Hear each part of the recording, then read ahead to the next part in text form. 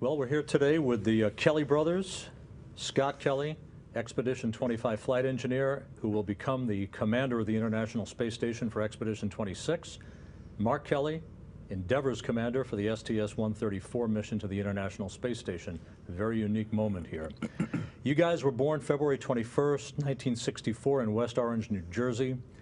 You'll both be 46 years old at the time of your encounter on orbit. Right before the launch of Endeavour, actually, you'll turn 46. So the first question, naturally, since you're identical twins, is who's the oldest? Actually, we'll be 47.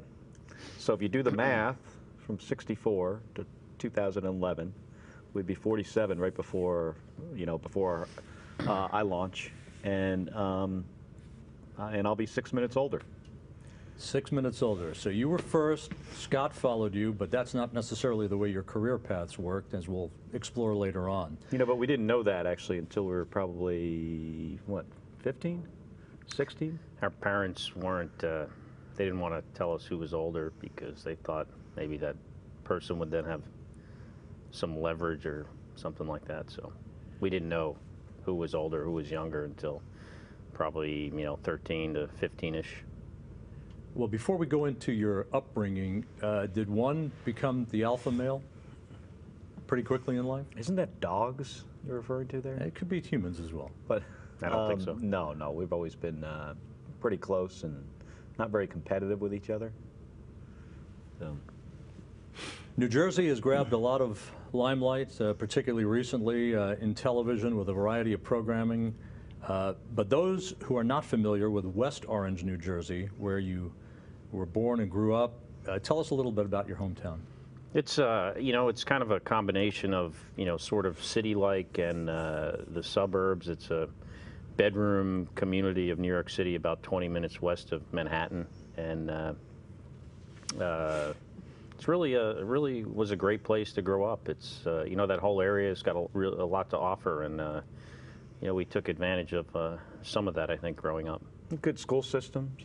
We used to do field trips from school into New York City to go to museums, so it was a great location. We used to do our own field trips into New York City on the local bus.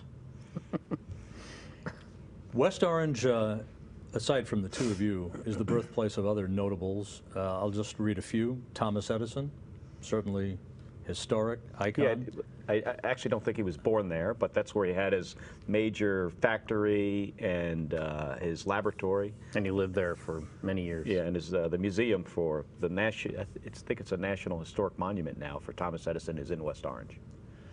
General George McClellan, famous historic figure. Phil Rizzuto, shortstop for the New York Yankees and later one of their broadcasters. Amos Alonzo Stagg and Whoopi Goldberg. Did West Orange ever strike you as a place in which notable people would grow up, maybe because of its geographic proximity to the Big Apple? It's certainly known as a place that Thomas Edison spent a lot of time in. As far as some of those other folks, I wasn't really aware of that growing up. It's actually a pretty small town, population-wise. About, I think when we were there, maybe 50,000 people. So it's not a huge city. So it does somewhat surprise me now when you tell me all the notable people that were born there. So what was it like growing up in West Orange? Like my brother said, it's kind of got a little bit of an urban feel to it, but it is a suburb of New York City. But when you're growing up there, it's like it's all you know. A couple high schools in the town. We went to the one, I guess, essentially further away from New York a little bit. The town's somewhat divided by a big hill, so we have these terms of from up the hill and down the hill. And not that they really meant anything, but there was pretty much a division that went right through the town. Did you all stay in the suburbs more, or did you, as you grew up, did you visit New York a lot? We would go in there with our parents once in a while for actually going to Manhattan for dinner. Weekends occasionally to a museum. But most of my memories of traveling into Manhattan was with school trips, and then later on as we got into high school, kind of on our own and with friends. I remember once going into New York City when I was probably 15 or 16 with just another friend and getting stuck in the staircase of the Empire State Building. It was an experience because we decided we wanted to walk down instead of take the elevator down. So we got into the stairwell and we walked down most of the way to the bottom and then got to a door that would not open. And we wound up having to walk all the way back up and try to get out the normal way. Did you guys have favorite sports teams, sports heroes from the metropolitan area? Me personally, I was a Mets and Giants fan. So, of course, then I liked the Yankees. I think I liked the Giants, too, at the time, and I still do. But Mets just didn't do it for me. Mets, Yankees, indicative of a sibling rivalry, perhaps, as you grew up? Not really. Just in that regard, I think. You guys went to Mountain High School. How are twin brothers received? Was there anything in particular, anything notable about the way your classmates treated you? We didn't. We don't have any other siblings, so we don't know anything differently. So it's with nothing to compare it to. I don't think we were. We didn't feel any different. And we weren't the only twins in the school. There were John and Mike Sarney, yeah.